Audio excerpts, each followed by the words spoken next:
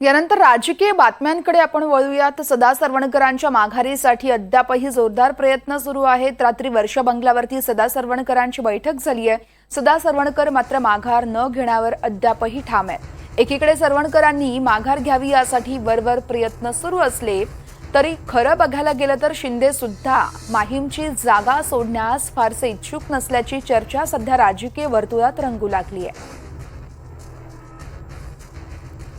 सदा सरवणकर यांच्या माघारीसाठी अद्यापही जोरदार प्रयत्न सुरू आहेत। सदा सरवणकर हे माहीममधून लढतायत आणि त्याच ठिकाणी मनसेकडून अमित ठाकरे यांना उमेदवारी देण्यात आली आहे। दरम्यान महायुतीकडून पाठिंबा मिळावा यासाठी आता मनसेकडून देखील कुठेतरी प्रयत्न करण्यात आले होते। त्यानंतर आपण जर बघायला गेलं तर सरवणकरांची उमेदवारी ही मागे घेण्यासाठी मुख्यमंत्री एकनाथ शिंदे असतील, उपमुख्यमंत्री देवेंद्र फडणवीस असतील यांनी देखील प्रयत्न केले। मात्र सदा सरवणकर हे आपल्या उमेदवारीवरती ठाम होते।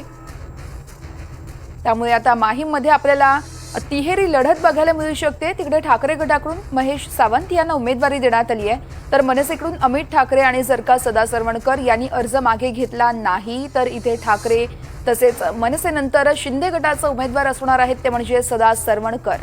त्यामुळे इथे तिहेरी लढत आपल्याला बघायला मिळू शकते। सरवणकरांच्या माघारीसाठी अद्यापही जोरदार प्रयत्न सुरू जात आहेत। दररोज सरवणकरांची मंथरणी करण्याचा प्रयत्नही केला जातोय। मात्र सरवणकर हे आपल्या मागणीवर आणि आपल्या उमेदवारीवरती ठाम आहेत। माहीम विधानसभा सध्या चर्चेचा विषय बनली आहे। त्यासाठी विशेष म्हणजे राज ठाकरे यांचे सुपुत्र अमित ठाकरे, सदा सरवणकर आणि उबाटा गटाकडनं महेश सावंत हे तिघही ताकदीचे उमेदवार एकमेकांसमोर उभे ठाकणार आहेत। सदा सरवणकर अर्ज पाठी घेणार का अशी चर्चा देखील रंगलेली पाहायला मिळते। सर, काय सांगणार, अर्ज पाठी घेणार का? कितपत पक्षाकडनं सांगण्यात येतंय असं अर्ज पाठी घ्या म्हणून? मला राज्याचे मुख्यमंत्री एकनाथजी शिंदे साहेब, फडणवीस साहेब, अजितदादा आणि आठवले साहेब जी महायुती आहेत, या महायुतीच्या वतीने AB फॉर्म देण्यात आला, तो मी भरला। मला या तिन्ही नेत्यांचे आशीर्वाद मिळाले आणि निवडणुकीच्या प्रचाराला मी सुरुवात केली। आज दिवाळी आहे, त्याच्यामुळे दिवाळीचा दिवस आम्ही आज तुमच्यासाठी ठेवला आहे। मी आपल्या माध्यमातून सर्व मतदारांना, सर्व कार्यकर्त्यांना दीपावलीच्या मनपूर्वक शुभेच्छा देतो। ही दिवाळी त्यांना सुखाची, समृद्धीची, भरभराटीची, मनशांतीची आणि चांगल्या आरोग्याची जाऊ अशी श्री सिद्धिविनायकाकडे प्रार्थना करतो।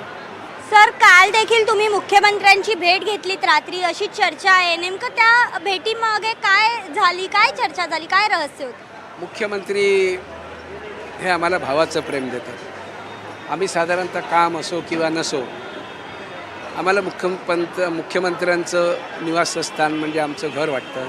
आम्ही दिवसातनं एकदा दोनदा जेव्हा मोकळा वेळ असतो तेव्हा जातो। प्रत्येक वेळेलाच काही आम्ही मुख्यमंत्र्यांना भेटतो असं नाही, ते कधी उपलब्ध असतात कधी नसतात, पण जाऊन ते छोटं मोठं काम त्यांचा जो कर्मचारी वर्ग आहे त्यांच्याकडनं करून आम्ही निघून येतो। मी काल रात्रीही होतो, मुख्यमंत्र्यांना भेटण्याचं काय माझं कामच नव्हतं, कर्मचारी वर्ग होता त्यांच्याशी भेटून मी परत आलो।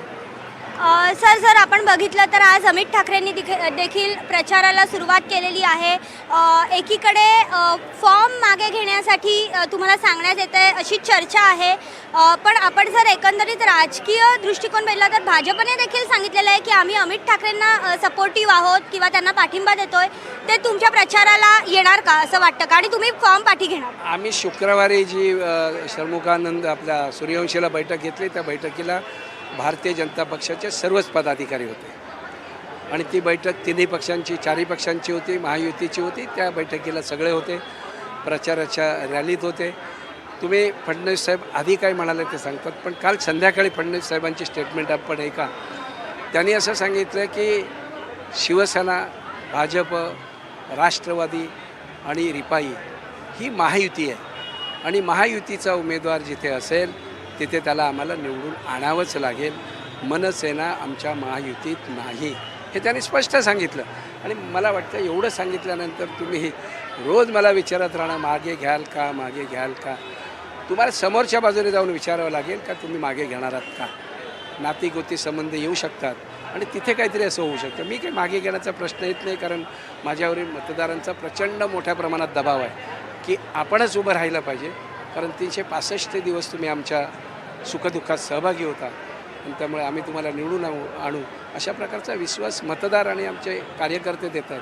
त्यामुळे त्यांचा जो दबाव आहे त्या दबावासाठी मला निवडणूक लढवावी लागेल आणि जनता जनार्दनाच्या आशीर्वादामुळे मी निवडून येईन.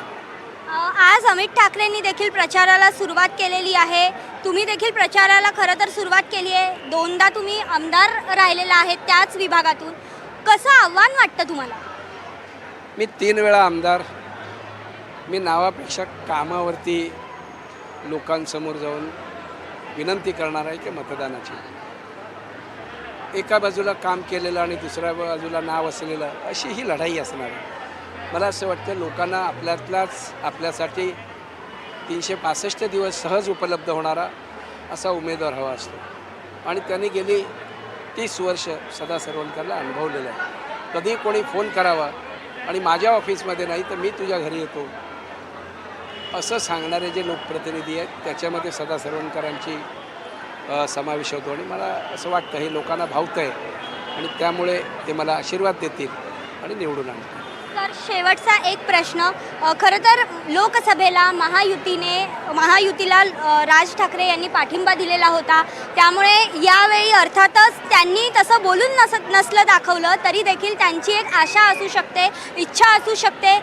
त्या संदर्भात तुम्ही कशा भावना व्यक्त करता किंवा तुम्ही त्याकडे कसं बघता?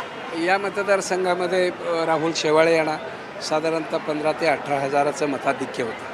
इथल्या मतदारांनी राहुल शेवाळेंवरती म्हणजेच महायुतीवरती प्रेम केलं आणि मतदान केलं. मला असं वाटतं की हे प्रेम इथल्या जे मतदारांचं आहे हे धनुष्यबाणावरती आहे, मान्य शिवसेना प्रमुखांच्या विचारांवरती आहे. इथला मान्य शिवसेना प्रमुखांचा विचार आणि धनुष्यबाण हा येत्या विधानसभेत जावा हा इथल्या जनता जनार्दनाचा आग्रह आहे आणि त्यासाठी मला निवडणूक लढवावी लागेल आणि ती लढवण्यासाठी मतदारांची आणि कार्यकर्त्यांचा प्रचंड मोठा दबाव हा माझ्यावरती आहे. इतर मला कोणीही तशा प्रकारचा काही दबाव आणलेला नाही मागे घेण्यासाठी. कारण मी जेव्हा फॉर्म भरतो त्यावेळेला कुठलाही लढण्यासाठीच भरले जातात, तो विड्रॉ होण्यासाठी नाही. राज ठाकरेंकडनं काही आमंत्रण आलंय का भेटण्याचं? त्यांनी काही तुम्हाला बोलवलंय का घरी भेटण्यासाठी किंवा काही तुमच्यात चर्चा झालेली आहे का? मान्य शिवसेना प्रमुख बाळासाहेब ठाकरे यांची प्रतिकृती म्हणून आम्ही राजसाहेबांकडे बघतो.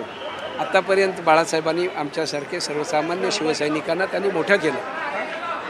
आमची भावना हीच आहे की राजसाहेबसुद्धा बाळासाहेबांच्या पावलावर पाऊल ठेवून माझी आमदार म्हणून झालेली 15 वर्षाची तपश्चर्या आणि आमचं असलेलं आई आणि मुलगा अशा प्रकारचे मतदार आणि माझं असलेलं नातं हे अबाधित ठेवण्यासाठी मला आशीर्वाद देतील. नक्कीच. तर एकंदरीतच त्यांनी विश्वास व्यक्त केला आहे की या मतदारसंघामधनं आम्ही माहीमचा गड सर करणार असं देखील सरवणकरांनी इथे सांगितलेलं आहे. व्हिडिओ जर्नलिस्ट गौरव नाईकसह भाग्यश्री प्रधानाचार्य, NDTV मराठी, मुंबई.